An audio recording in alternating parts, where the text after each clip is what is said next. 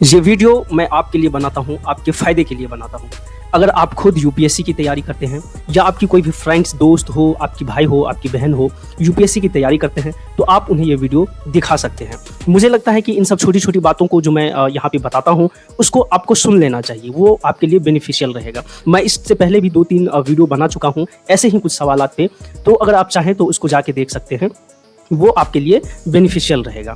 सो आइए आज भी हम 2-3 जो सवाल है उस पे बात करेंगे। और ये सवाल कोई ऐसा सवाल नहीं है, आपको देखने में लग सकता है कि छोटी सवाल है ये, लेकिन इस क्षेत्र की बहुत ही जेन्युइन और अच्छे सवाल हैं जो आपको जान लेना चाहिए और तब यूपीएससी की फील्ड में कूदना चाहिए, मतलब तैयारी में आना चाहिए। सो आज का हमारा पहला सवाल है कि यूपीएससी की तैयारी में कितना खर्चा लगता है। खर्चा मतलब मनी कितना लगता है, रुपया कितना इन्वेस्ट होता है। मैं मनी पे बात करने वाला, रुपया कितना इन्वेस्ट होता है। सो इस पे हम बात करेंगे। फिर हमारा दूसरा सवाल है कि क्या यूपीएससी करने से पहले कोई दूसरा ऑप्शन है या अपना सकते हैं, इस पे भी हम लोग बात करेंगे, क्या कोई दूसरा ऑप्शन हो सकता है। और तीसरा नंबर सवाल है हमारा कि आप बहुत सारे लोग बोलते हैं कि भैया मैं तो गरीब हूँ, क्या करूँ, बिग क्वेश्चन। ये बहुत ही बड़ा क्वेश्चन है कि मैं गरीब हूँ, तो मेरे लिए क्या ऑप्शन एग्जिस्ट करता है। तो चलिए एक एक करके हम फटाक से बात करते हैं इस पर। तो बिना समय गवाए हम चर्चा पे आ जाते हैं। पहला हमारा सवाल है कि यूपीएससी की तैयारी में कितना खर्चा लगता है। तो देखो इसका जो ये है कि अगर आप कोई भी बंदा है जो यूपीएससी की तैयारी करना चाहता है, वो दिल्ली आता है। दिल्ली आने के बाद मतलब यहाँ पे जो रूम रेंट है आपको पता ही होगा, रूम रेंट कम से कम कितना है। अगर आपको सबसे ख़राब रूम मिलेगा ना तो 6,000 रुपये पर मंथ का मिलेगा। ये सबसे ख़राब रूम का मैं बता रहा हूँ। अगर आप अच्छे रूम में लेंगे तो आपको 10,000 से कम में नहीं मिलेगा। तो ये हो गया क्या, मंथली खर्च, ये जो रूम का खर्च है। इसके बाद आप खाना भी खाएंगे, तो मान लीजिए 5,000 का आप खाना खा लेते हैं, तो आपका मिनिमम कॉस्ट कितना आया, 15,000। 15,000 ये मंथली कॉस्ट है। तो आप एक बंदा जो आके यहाँ पे यूपीएससी का कोचिंग करता है दिल्ली में, मान लीजिए अगर आप विजन आईएएस ज्वाइन करते हैं, तो इसका अप्रॉक्स कितना फ़ी होता है, 2 लाख रुपया, 2 लाख जो है फ़ी होता है। ये कितना महीना चलेगा, अप्रॉक्स 18 मंथ चलता है ये कोर्स।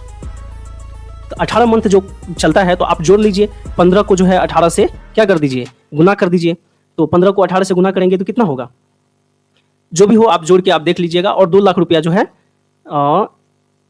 इकाई, दहाई, सैकड़ा, हजार, 10,000, लाख, तो 2 लाख रुपया क्या हो जाएगा, एक फीस हो गया और 15,000 रुपये पर मंथ हो गया। तो अगर ये एक बार सिर्फ कोचिंग करने का मैं कॉस्ट बताया हूँ, और ऐसा कदापि नहीं होता है कि आप कोचिंग करें और आपका यूपीएससी निकल जाए। उसके बाद भी आदमी को 2 साल, 3 साल, मतलब 4 साल, 5 साल भी करना पड़ता है यूपीएससी की तैयारी आफ्टर टेकिंग कोचिंग। उसके बाद भी वक्त बिताना पड़ता है। तो मैं आपको एक रफ आइडिया दे दिया हूँ कि कम से कम 10 लाख रुपया तो लगता है भैया।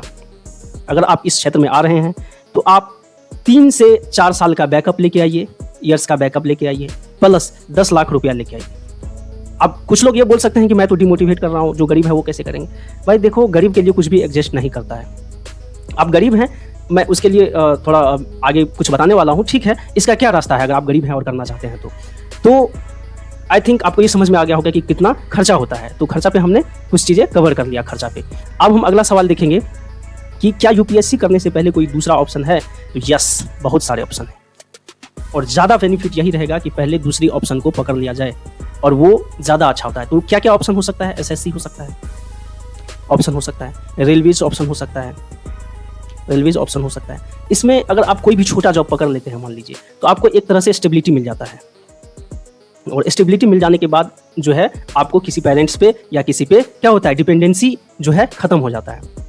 डिपेंडेंसी ख़त्म हो जाता है। ये बहुत ही अच्छी चीज़ है अगर आप इस ऑप्शन को पहले पकड़ लें, जो ये ऑप्शन है रेलवे वाला या एसएससी वाला, रेलवे वाला, और भी बहुत सारे छोटे छोटे एग्जाम होते हैं।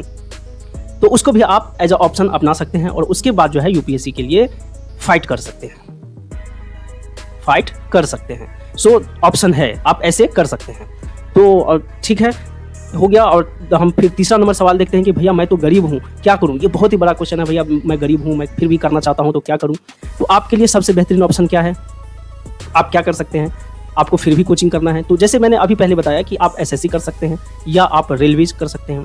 अगर आप इस सब ना करें, आप गरीब हैं और फिर भी आप चाहते हैं कि आपको क्या करना है, पढ़ाई करना है, तो आप दिल्ली में आके क्या कर सकते हैं, दिल्ली में आके आप जो है ट्यूशन मतलब दे सकते हैं। किसको, बच्चों को ट्यूशन दे सकते हैं। ट्यूशन भी कोई ख़राब नहीं होता है, बहुत सारे बच्चे ट्यूशन जो है देते हैं और उससे अपना भरण पोषण करते हैं और साथ साथ में पढ़ाई भी करते हैं। लेकिन देखो, गरीब जो भी ऐसा मान रहे हैं कि मैं तो गरीब हूँ, मैं इतना रुपया नहीं दे सकता हूँ, तो सबसे श्योर कट जो रास्ता है कि आप पहले किसी छोटे जो कंपटीशन है उसको पकड़िए, छोटे कंपटीशन को पकड़िए, अच्छा रहेगा। और छोटे कंपटीशन में पहले अपनी जो है फ्यूचर जो है या ज़िंदगी जो है उसको सिक्योर कीजिए।